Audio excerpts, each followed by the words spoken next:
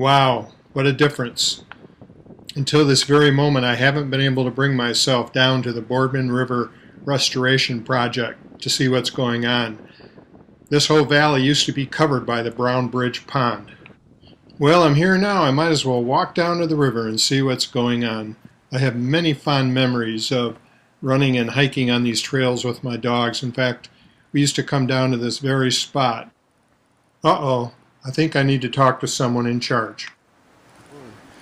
I've got Steve Largent from the Grand Traverse Conservation District. He's a specialist in the Boardman River program. What do you see to be the benefits of the restoration project? With the removal of Brown Bridge Dam, we're actually gaining over 13,000 lineal feet of river channel. That used to be the impoundment. So that's over 2 miles of river that we're going to be gaining and putting back into its original natural channel. And so that's what's really exciting, is the river's going back home to what it once was. This is the very spot at the Brown Bridge power plant where the waters broke through and flooded several homes downstream on the Boardman River.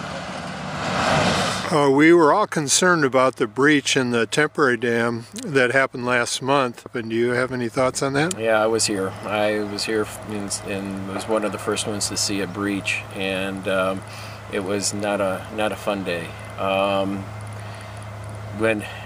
When the breach occurred and we realized how serious it was, of course we immediately called 911 and Dan Scott from County Emergency Coordinator. And we started notifying property owners downstream, and so that they could, prepare to head for higher ground. But had it not been for Molan's quick action and the action of Elmer's coming, immediately to back them up, and also Elmer's excavating, the community really came together, and they brought in, tons of broken concrete to an attempt to breach, to stem the breach. And it was that effort that really kept this from being much worse than what it was. We came real close to seeing, probably a crest twice as high as what we had. We had a 5-foot crest that went down and did a lot of damage to a lot of property owners in the floodplain downstream, but it could have been twice as high as what it was, and had it been twice as high, we'd have been talking a whole different story. We'd have been talking roads, we'd have been talking a whole lot more flood damage, we'd have been talking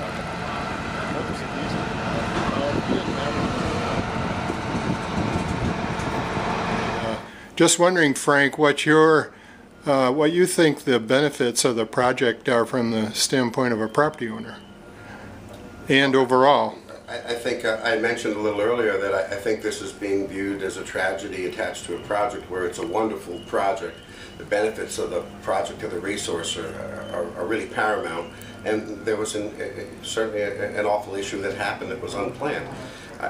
We walked down, the team walked downstream between Garfield and Keystone, knocked on every resident's door, and talk to folks directly after that, just trying to keep them updated with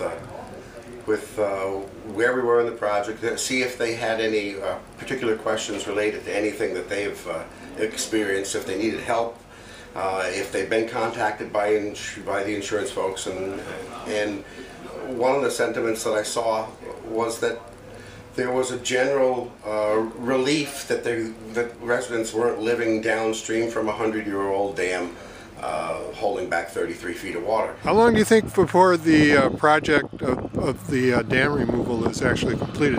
Well, it's going to be an ongoing process as far as the restoration, but getting the river into its channel, of course, down by the dam itself, should be done by the middle of December, and so the river will be, in its channel in its entirety through the former impoundment by the end of the 2012. It's a good project. I can stand up and honestly say that I'm proud to work on this project, and I'm just happy I'm involved in guiding the resource that we all love.